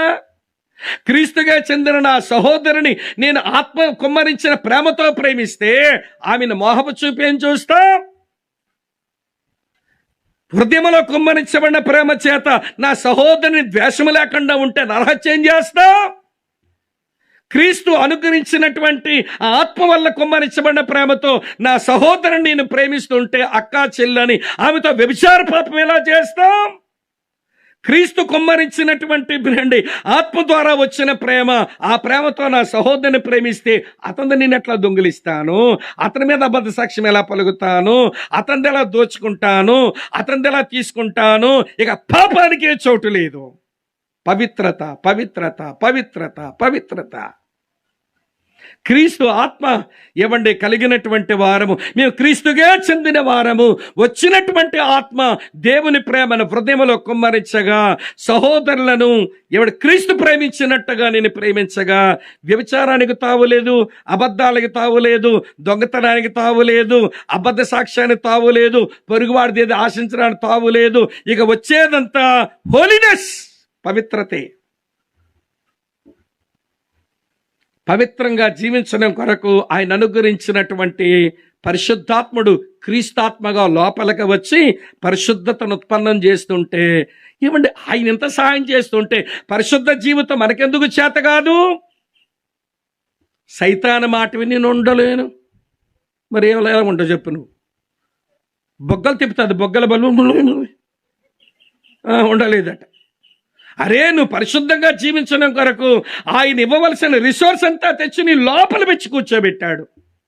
నీ లోపల తెచ్చి సింహాసనం వేసి కూర్చోబెట్టాడు.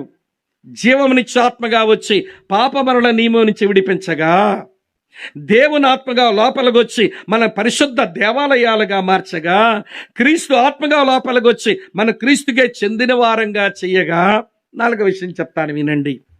అర్థమవుతుందా? వ్యర్థమవుతుందా? అర్థమవుతుందా? సరే రండి, 8వ అధ్యాయం చదువుతున్నాను చూడండి. 11వ వచనం. 8:11 చూడండి. మృతులలో నుండి యేసును లేపిన వాని ఆత్మ మీలో నివసించి ఎడల మృతుల్లో నుంచి క్రీస్తు యేసును లేపిన వాడు చావునకు లోనైన మీ శరీరములను కూడా మీలో నివసించిన తన ఆత్మ ద్వారా జీవింపచేయను. ఈ వచనంలో పరిశుద్ధాత్మ దేవునికి ఆయన ఇచ్చిన పేరేంటో తెలుసా? శక్తిగల ఆత్మ, స్పిరిట్ ఆఫ్ పవర్. మీ లోపలికి వచ్చిన పరిశుద్ధాత్మను, శక్తిగల ఆత్మ, చావునకు లోనైన మీ శరీరాన్ని ఆయన లేపగలడు. పాపానికి లాగేస్తున్న మీ శరీరాన్ని లేపగలడు. లోకము, సాతానుడు, మీ ప్రాచీన స్వభావం, మీ శరీరం పాపానికి లాగుతుంటే మీ లోపలికి వచ్చిన శక్తిగల ఆత్మ ఏమండి, చావునకు లోని నీ శరీరానికి శక్తినిచ్చి పాపం చేయించకుండా ఉండగలడు. పవిత్ర జీవితం సాధ్యం. ఎట్లనో చెప్తాను వినండి. వింటున్నారా లేదా? ఈయన పేరు అగస్టిన్. ఉత్త అగస్టిన్ అనుకోకండి, సెయింట్ అగస్టిన్, పరిశుద్ధుడైన అగస్టిన్ అతని పేరు. నిజానికి అమ్మ వింటున్నారా, యేసుని ఎరగక మునుపు అతని జీవితం చూస్తే అతని ముఖమే థు అని ఉమ్మేయాల అనిపిస్తుంది. అలాంటి పాడు జీవితం అతనిది. అతను వ్యభిచారిగాడు. వ్యభిచారైతే ఒక ఆడదంతా వ్యభిచారం చేస్తాడు. కానీ అగస్టిన్ ఎవరో తెలుసా? వమనైజర్, స్త్రీలోలుడు. కనబడుతున్న ప్రతి ఆడది కావాలి ఇతగాడికి. వయసుతో నిమిత్తం లేదు, వరసతో నిమిత్తం లేదు, అందచందాలతో పని లేదు. వాడు శరీరంలో ఉన్న కోరికను తీర్చుకోవడానికి ఏ ఆడదాంతో అయినా పాడు పనులు చేస్తాడు. అందుకే అతను అడల్ట్రెస్ మ్యాన్ అనలేదు, వమనైజర్ అని అన్నారు. వాళ్ళ అమ్మ ఏడుస్తూ ఉంది, ప్రభా ఎప్పుడు మారతాడు? ఈ భర్త చూస్తే వీడి వల్ల ఇంతకాలం ఇబ్బంది పడ్డా, ఇప్పుడు కొడుకు చూసి ఇట్లా అయిపోయినాడని ఆమె ఎంత ఇచ్చిందో కానీ తన పెనిమిటి 1 నెల తర్వాత చనిపోకముందు మారు మనసు పొంది బాప్తీసం తీసుకున్నాడు. తర్వాత అగస్టిన్ కూడా ఇలాగే జరిగే మీటింగులు కూర్చొని దేవుని వాక్యమే తన హృదయాన్ని ప్రభుకి ఇచ్చాడు. ఇచ్చిన తర్వాత అతని మార్పు గురించి ఒక మాట రాసుకున్నాడు. తన సాక్ష్యంలో ఏమని రాశాడనంటే, మా అమ్మ చేసిన కన్నీటి ప్రార్థనా ప్రవాహంలో నేను క్రీస్తు దగ్గర కొట్టుకుని వచ్చా. మా అమ్మ చేసిన కన్నీటి ప్రార్థనా ప్రవాహంలో నేను క్రీస్తు యొద్ద కొట్టుకుని వచ్చాను నేను అని రాసుకున్నాడు. అమ్మ ప్రార్థన, కన్నీరు తన రక్షణ కార్యం అతను జరగడానికి వీలు పెడితే రక్షించబడ్డాక వీధిలో పోతున్నట్ట. వీధిలో పోతుంటేను ఒక ఆమెతో చెప్పిందట, వసే అగస్టిన్ వెళ్ళిపోతున్నాడు నీ ఇంటికి రాకుండా అంటే ఈవిడ గారు బయటకు వచ్చి చూసిందంట. చూస్తే అగస్టినే. పిలిచిందంట, అగస్టిన్ అంది. అనగానే ఇట్లా వెనక్కి తిరిగి చూశాడంట. ఒక చిన్న నవ్వు నవ్వి మళ్ళీ పోతున్నాడు ముందుకి. అరే, నేను పిలవకుండా నా గుమ్మం ఎక్కి గంటల తరబడి నాతో ఉండి నాతో కలిసి పాడు జీవితం జీవించేవాడు పోతున్నాడేంటబ్బా అనుకుందట. మళ్ళీ పిలిచింది, హే అగస్టిన్ అంది. మళ్ళీ వెనక్కి తిరిగి చూశాడు, ఒక నవ్వు నవ్వాడు, మళ్ళీ ముందుకే పోతున్నట్ట. ఈవిడ అనుకుంది, నాకంటే అందగత్తె దొరికిందేమో, కొంచెం డబ్బులు ఇచ్చింది ఎవరితో దొరికిందేమో, నా ఇంటికి రాకుండా ఈడు పోతున్నాడని కొంచెం కోపం ఎక్కి మళ్ళీ గట్టిగా వచ్చిందట, హే అగస్టిన్ నేనే పిలుస్తున్నాను అందట. అతను మళ్ళీ వెనక్కి తిరిగి నవ్వి ఏమన్నాడు తెలుసా? ఏమండి, ఇంగ్లీష్లో ఈ పాటలు ఇలా రాశారు, oh lady you may be she but I am not he అనుకుని పోయాడంట. ఓ అమ్మా, నువ్వేమో గాని నేనైతే ఆయన కాదమ్మా నిలిపోతున్నాడంట. చావునకు లాగుతున్న శరీరాన్ని ఎట్లా జయించగలిగాడండి? పాపానికి లాగుతున్న అవకాశం వదులుకొని ఎట్లా పోతున్నాడండి? శక్తిగల ఆత్మ లోపలికి వచ్చే ఆయన ఇచ్చిన స్వరము, ఆయన ఇచ్చినటువంటి ప్రియమైన ప్రేరణకు లొంగితే పరిశుద్ధ జీవితం వస్తుంది. అందుకే లోపలికి వచ్చిన పరిశుద్ధాత్ముడు శక్తిగల ఆత్మగా లోపలికి వచ్చాడు. ఈ ప్రపంచంలో ఎవరైనా పరిశుద్ధంగా జీవించారంటే శక్తిగల ఆత్మ సహాయం లేకుండా పరిశుద్ధ జీవితాలు ఎవరికీ సాధ్యం కాదు. అలాంటి శక్తిగల ఆత్మ నీకు అనుగ్రహిస్తే మరి పవిత్ర జీవితం సాధ్యం కాదు అని సైతాను చెప్పే అబద్ధాలు ఎందుకు నమ్ముతాం? నిన్ను పిలిచిన వాడు పరిశుద్ధుడు గనక మీరు సమస్త ప్రవర్తన యందు పరిశుద్ధులై ఉండండి. 4 చెప్పా, జీవమునిచ్చు ఆత్మ, దేవుని ఆత్మ, క్రీస్తు ఆత్మ, శక్తిగల ఆత్మ. 5వ చెప్తాను రండి. 5వ సంగతి చెప్తాను. ఇదే రోమాపత్రిక 8వ అధ్యాయం 2:14 చదువుతాను. 8:14 చూడండి. దేవుని ఆత్మ చేత ఎందరు నడిపించబడుదురో వారందరూ దేవుని కుమారులయుందురు. ఈ వచనములో పౌలు భక్తుడు పరిశుద్ధాత్మ దేవునికి ఇచ్చిన 5వ పేరేంటో తెలుసా? నడిపించు ఆత్మ, స్పిరిట్ ఆఫ్ లీడింగ్ అన్నాడు. పరిశుద్ధాత్మ దేవుడు నడిపించు ఆత్మగా లోపలికి వచ్చాడు. ఆయన నడిపిస్తాడు. ఎట్లా నడిపిస్తాడు? యేసయ్య మాటల్లో చూద్దాం రండి. ఎట్లా నడిపిస్తాడట? యోహాను సువార్త 16వ అధ్యాయం 13వ వచనం చూడండి. యోహాను సువార్త 16వ అధ్యాయం 13వ వచనం ఇట్లుంది: అయితే ఆయన అనగా సత్యస్వరూపైన ఆత్మ వచ్చినప్పుడు మిమ్మను ఎక్కడికి నడిపించును? సర్వసత్యములోకి నడిపించును. సర్వసత్యములోకి నడిపించును. రిచర్డ్ బాక్స్టర్ అనే ప్రియుల ఒక ప్యూరిటన్ దేవుని సేవకుడు ఈ సర్వసత్యములోకి నడిపించబడ్డం ఏంటో రాశాడు. చాలా కాలం కింద చదివా. అమ్మా, సత్యములోకి రావటం వేరు, సర్వసత్యములోకి రావటం వేరట. ఏమంటే దాన్ని విడగొట్టాడు ఆయన ఇట్లా. యోబు గ్రంథం 1వ అధ్యాయం 8వ వచనంలో యోబు గురించి మనం చదువుతాంగా. ఏమండి, యోబు యథార్థవర్తనుడు, న్యాయవంతుడు, యెహోవా యందు భయభక్తులు కలిగి చెడుతనమును అసహించుకున్నవాడు, అతని వంటి వాడెవడు భూమి మీద లేడు అని దేవుడు అన్నాడు. సాతాను కూడా అది కాదు అనలేకపోయాడు. దైవజనుడు ఏమంటాడంటే అప్పటికి యోబు సత్యములో ఉన్నాడట. ఎక్కడున్నాడు యోబు? సత్యములో ఉన్నాడు. ప్రియులారా, యోబు గ్రంథం 1వ అధ్యాయం దగ్గర నుంచి 40వ అధ్యాయం వరకు ట్రావెల్ చేస్తే, ప్రయాణం చేస్తే 40వ అధ్యాయం 4వ వచనంలోకి వచ్చేసరికి యోబు సర్వసత్యములోకి వచ్చాట. 44లో ఏం రాసిందో చూడండి. ఏమంటాడు ఆయన 40వ అధ్యాయం 4వ వచనంలో? నేను నీచుడను. 44 కనబడిందా మీకు? నేను నీచుడను, నేను ఏమని ప్రత్యుత్తరం ఇచ్చేదను? నా నోటి మీద చేయి పెట్టుకుంటా మాట్లాడను. ఇంట్రా బాబు అంటే యోబు గ్రంథం అక్కా చెల్లి బాగా వినండి. 38, 39 అధ్యాయాల్లో పరిశుద్ధ దేవుని ప్రత్యక్షత దొరికింది. ఎప్పుడైతే పరిశుద్ధ దేవుని ప్రత్యక్షత దొరికిపోయిందో ఇప్పుడు దేవుని ముందంటండి నీచుడను. సర్వసత్యములోకి రావడం అంటే దేవుని నమ్ముకోవడం, సత్యములోకి రావడం, దేవుని ప్రత్యక్షతలు పొందుతూ దేవుని ముందు పగిలిపోవడం, సర్వసత్యములోనికి రావడం. కొంచెం పక్క పేజీ చూడండి.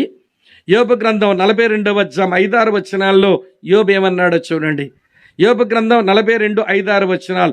వినికిడి చేత నిన్ను గూర్చిన వార్త నేను విన్నాను, ఇప్పుడు నేను కన్నులారా నిన్ను చూస్తున్నాను, కావున నన్ను నేను అసహించుకొని ధూళిలో బుడుదులో పడి పశ్చాత్తాపడుతున్నాను. ఇదండి సర్వసత్యములోకి రావటం.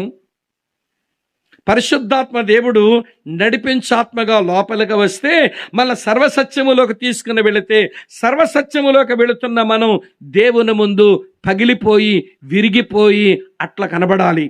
అలాంటి వాళ్ళ దగ్గర అపరిశుద్ధతకు చోటు లేదు. దేవుని ముందు అలా పగిలిపోయి విరిగిపోయేటువంటి వారి దగ్గర ఏమంటే పాపానికి చోటు లేదు.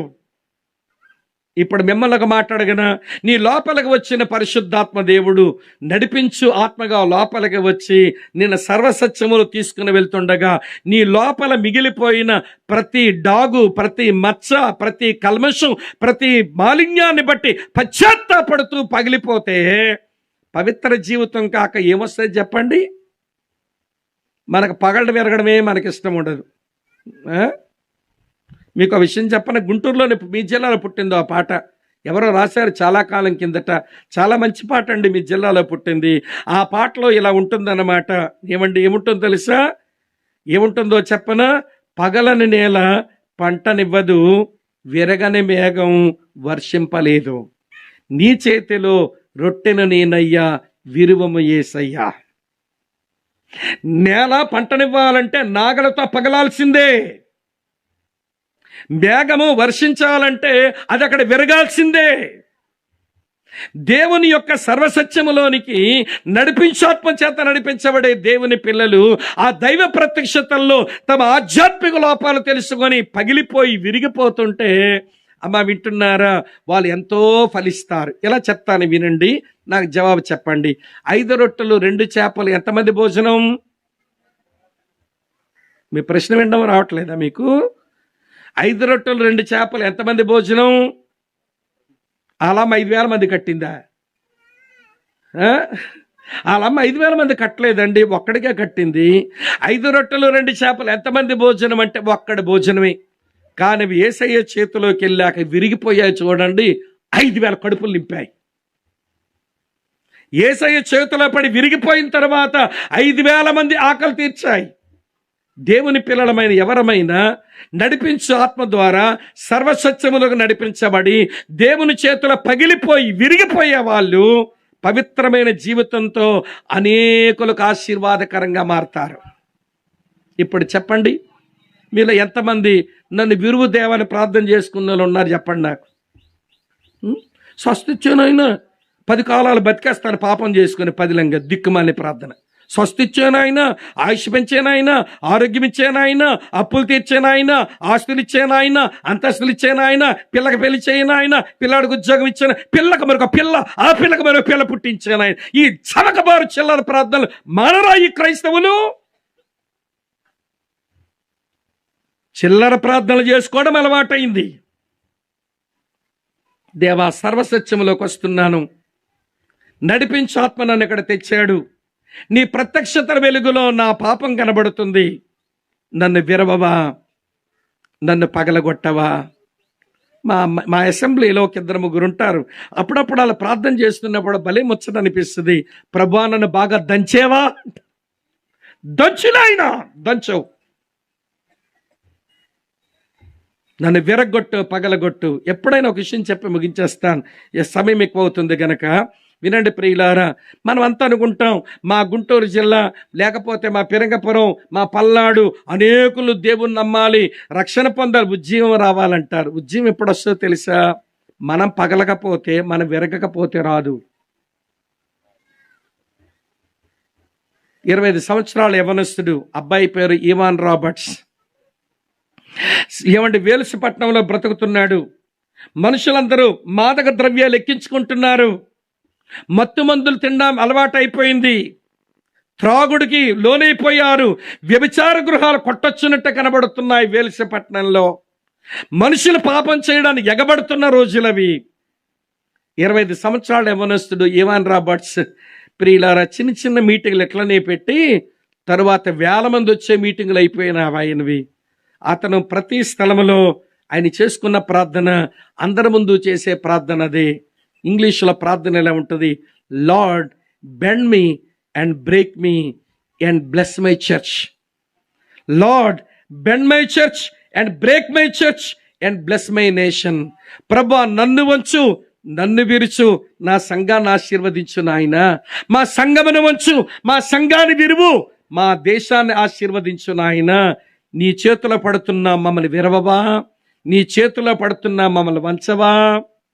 సర్వసత్యములోనికి నడిపించబడేవారు, నేను నీచుడను, ధూళిలో బూడిదలో పడిప్పుడు పశ్చాత్తాపడుతున్నాను, వినికిడి చేత నిన్ను గూర్చిన వార్త విన్నాను గాని ఇప్పుడు నేను కన్నులారా చూస్తున్నాను దేవా, నోటి మీద వేలేసుకుంటా మాట్లాడను. అక్కా, చెల్లి, తమ్ముడన్నా వినండి, నడిపించు ఆత్మ మన సర్వసత్యములకు తీసుకుని పోతూ ఉండగా, దేవుని ముందు విరిగిపోయి పగిలిపోతూ ఉండగా, పరిశుద్ధత కాక ఇక బ్రతుకులో ఏమొస్తుందో చెప్పండి. మిగిలినటువంటి 13 విషయాలు అధ్యాయములు ఉంటాయి, మీరు చదువుకోండి. దేవుని ఆత్మను గురించి ఉన్న విషయాలు 18 ప్రస్తావనలు ఉన్నాయి. అందుకనే ఇది పాల్స్ న్యూమటాలజీ అన్నారు.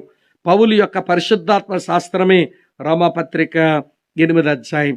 అన్ని వివరించలేను కానీ 5 సంగతులు మన పరిశుద్ధ జీవితానికి అనుగ్రహించబడిన సాధనం. పరిశుద్ధాత్ముడు జీవమనిచ్చాత్మగా లోపలికి వచ్చి పాప మరణాల నియమం నుంచి విడుదలిస్తే, దేవునాత్మగా లోపలికి వచ్చి పరిశుద్ధ దేవాలయముగా నన్ను మార్చేస్తే, క్రీస్తు ఆత్మగా నా లోపలికి వచ్చి మనల్ని క్రీస్తువు చెందిన వారంగా చేసి ఒకళ్ళు ప్రేమించుకొని పవిత్ర జీవితానికి నడిపిస్తూ ఉంటే, శక్తిగల ఆత్మగా వచ్చి పాపానికి లాగే శరీరం నుంచి నాకు జయమిస్తుంటే, వినండి, నడిపించి ఆత్మగా లోపలికి వచ్చి ప్రియుల నాకు సర్వసత్యము తీసుకుని వెళ్తుండగా పగిలిపోయి విరిగిపోయి నా జీవితంలో పరిశుద్ధతే రాదా?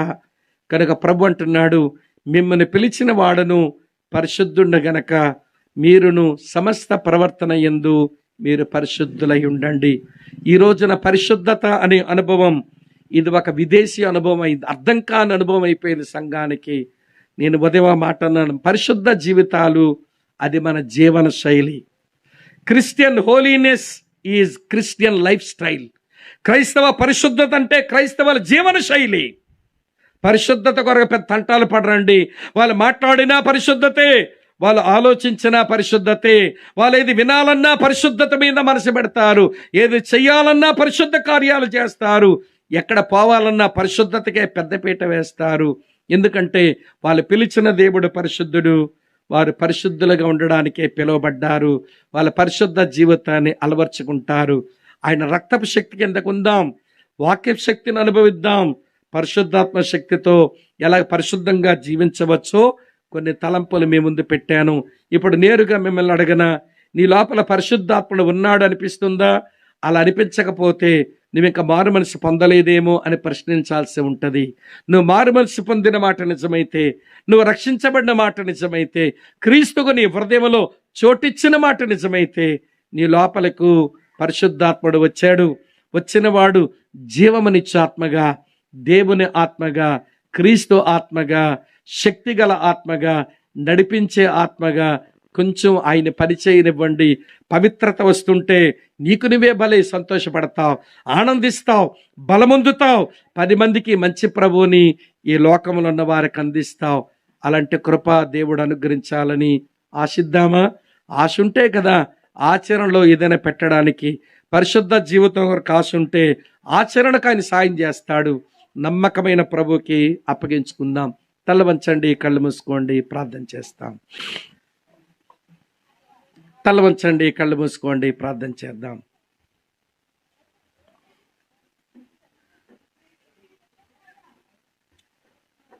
ఒక్క నిమిషం చిన్న స్వరాలతో మీ స్వరమే మీకు వినబడేలాగా, పక్కలు వినబడక్కర్లా, మీ ఏకాగ్రత కొరకు మీ స్వరమే మీకు వినబడేలాగా, నీ అపవిత్రతను, నీ మరకలు, నీ డాగులు, నీ మచ్చలు, నీ ముడతలు నీకే తెలుస్తాయి.